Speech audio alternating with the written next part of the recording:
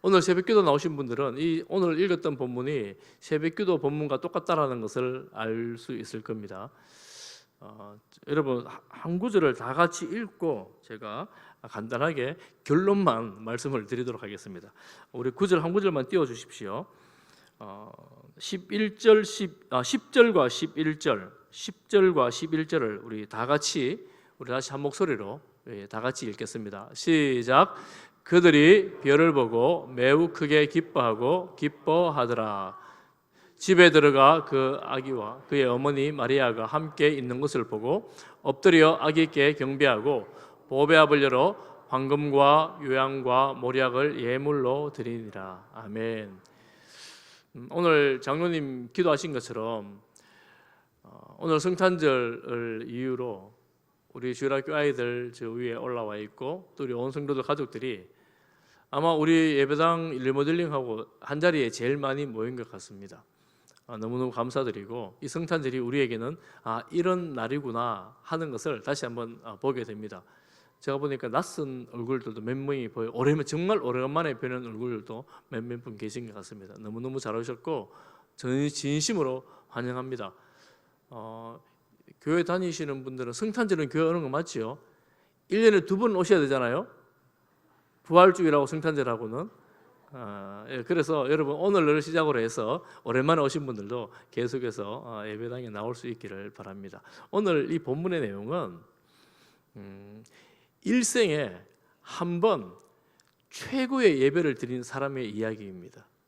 누구일까요? 일생 한 번 인생 최고의 예배를 드린 사람들 누구일까요? 동쪽에서 온 박사들 이야기입니다. 동쪽은 여러분 동방박사 이야기 너무 잘하니까요. 동쪽은 지금으로 보면 고대 페르시아가 있던 땅에 위치하고 있다고 보고, 그리고 박사들은 위에 성경에 보면 점성가들 이렇게 나오죠. 별을 연구하는 사람들입니다. 그 당시에 고대 사회에서 별을 연구하는 사람들은 오늘날로 그 당시로 보자면 종교적으로 보면 약간 제사장들 주교에 있는 사람일 수도 있고, 또 국가적으로 보면 정치적으로도 권력이 있는 사람들, 그러니까 외국에 나간다는 것은 해외 사절단이 될 수 있는, 요즘으로 치면 외교 사절이 될 수 있는 고위 관리들을 의미한다고 볼 수 있습니다. 동방박사 몇 사람? 그거는 성경에 안 나옵니다. 동방박사가 3사람이라는 것은 성경에 나오지 않고 선물이 3가지였습니다. 3가지 선물을 가지고 준비했습니다. 그런데 정치적으로나 종교적으로 고위 관리들이라면 3사람이 아니라 이 선물을 준비한 한 무리들이 정말 낙타를 타고 먼 거리를 여행해서 어떤 찬송가사처럼 산 넘고 물 건너 광야를 지나서 별 따라 이 자리에 온 겁니다. 숱한 어려움이 있었겠지요. 정작 왕이 났다고 왔는데, 저런 별은 분명히 왕이라고 우리가 경배해야 된다고 왔는데 왕궁에 들어가서 왕이 어디에서 태어났습니까? 그러니까 왕궁에 있던 왕이 깜짝 놀라는 거예요. 내가 왕인데 내가 아이를 낳은 것도 아닌데 깜짝 놀라는 거예요. 그 왕 이름이 무엇입니까? 헤롯이죠. 헤롯. 그래서 급하게 불러 물어봅니다. 대제사장들 그리고 서기관들은 율법 박사들입니다. 율법을 너무너무 잘 아는 사람들이죠. 이렇게 물어요. 그리스도가 어디에서 나느냐? 이렇게 물었습니다. 유대의 왕이 났다는 이야기를 들었는데 헤롯은 그리스도라고 해석을 합니다. 그 말은 곧 메시아, 그들이 그토록 기다리던 메시아가 왔구나 하는 것을 직감적으로 간사한 헤롯이 알았던 거예요. 간사하고 정말 악질이었거든요. 헤롯은 역사적으로 보면 그 헤롯이 알아차린 겁니다. 그리고 물었더니만 율법 박사들은 바로 대답합니다. 미가서 2장 5절 9절을 가지고 베들레헴에서 태어납니다. 그래서 왕이 박사들에게 말합니다. 베들레헴으로 내려가 보시오. 베들레헴에 내려가서 아기 왕이 있거든 내게 알려주시오. 그러면 나도 그를 경배하러 가겠습니다. 이렇게 말을 합니다. 그렇게 해서 베들레헴으로 박사들이 내려가는 길에 다시 그 별을 발견하고 아기가 있는 그 자리에 별이 멈춰선 것을 보고 그들이 세 가지 예물, 황금과 유향과 모략, 뭐 이 각각의 이렇게 설명은 다 들을 수는 없고, 그 당시로 보면 가장 귀하고 비싸고 구하기 힘든 사람의 일생을 기념하는 그런 예물입니다. 그 귀한 예물을 그 아기 예수 앞에 드리고 무릎 꿇고 엎드려 경배하고 돌아가 버렸어요.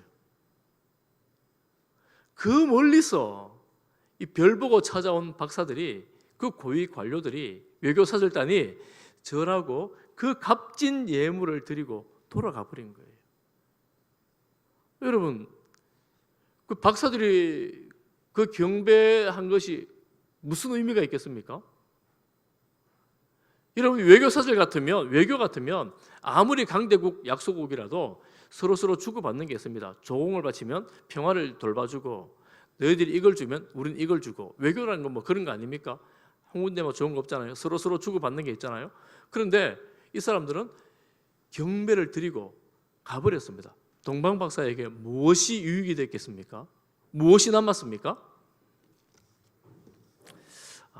저는 그래서 이 동방 박사들 보면서 이들에게 있어서 가장 큰 유익은 그들 일생 한 번, 평생 한 번 있는 최고의 예배를 이 땅에 내려오신 하나님, 아기 예수님께 드린 것이다. 이렇게 저는 말씀을 통해 깨닫게 되었습니다. 왜 그것이 최고의 예배입니까? 아기 예수님은 다시 볼 수 없습니다. 그리고 우리가 예배를 드리는데 내 모든 것을 다 바쳐 예배를 드림에도 불구하고 성경에서는 뭐라 그래요? 기뻐하였더라. 그 고생하고 수고한 여정이었는데 기쁨이 가득했어요. 그리고 돌아갈 때는 잘못하면 헤롯에서 죽음을 당할 수도 있는 그런 위기도 있었는데 하나님이 다른 데로 가라 그래서 다른 데로 돌아가는 그런 위험한 여정이었습니다. 그럼에도 불구하고 그들은 기뻐했습니다. 한 가지 이유로 아기 예수님께 내 모든 것을 드려 예배를 올려 드린 것으로 기뻐하는 겁니다. 성탄절은 여러분 그런 날입니다. 사람들이 성탄절 하면 다 기뻐하고 선물을 주고받잖아요. 여러분 아마 선물 주고받고 하셨을 거예요. 선물 주고받으면서 이 예수 그리스도를 모르는 사람들이 왜 선물을 주고받는지, 왜 기뻐하는지, 무엇 때문에 즐거워하는지 모르고 그러면 이 참 안타깝잖아요. 우리는 아는 사람들입니다. 그래서 오늘 이 칸타타, 우리 할렐루야 찬양대, 청년부, 악기들 평소에 잘 하지 않는 이 큰 우리 교회에서 너무나 정말 귀한 이 찬양을 하나님께 올려드립니다. 저는 2023년도 12월 25일 성탄절은 이 시간은 다시 오지 않습니다. 여러분 유일하게 일생 한 번 온 이날, 이 예배, 이 칸타타입니다. 여러분 방금 부른 이 찬양의 고백이 여러분의 신앙의 고백이고 또한 우리 교회의 신앙의 고백이 된 줄을 믿습니다. 그리고 여러분 평생 다시 오지 않는 이날, 오늘 드린 이 찬양으로 여러분 평생 최고의 예배가 되었으리라 믿습니다. 그리고 여러분 이런 마음으로 주 앞에 나올 때마다 정말 영광스러운 예배, 하나님의 임재와 하나님의 회복과 하나님의 치유를 경험하는 그런 예배가 여러분 평생 앞으로도 계속될 것입니다. 앞으로도 여러분 그런 예배를 드리는 우리 모든 성지의 권속들 되기를 축복합니다. 세상 사람들이 뭐라 그래도 또 사람들이 나를 어떻게 볼지라도 나는 하나님을 예배하는 자가 되겠다. 나는 평생토록 하나님 앞에 갈 때까지 예배드리는 성도로 살겠다. 이런 결단으로 여러분 평생을 주님 앞에 살아갈 수 있기를 주님의 이름으로 축복합니다.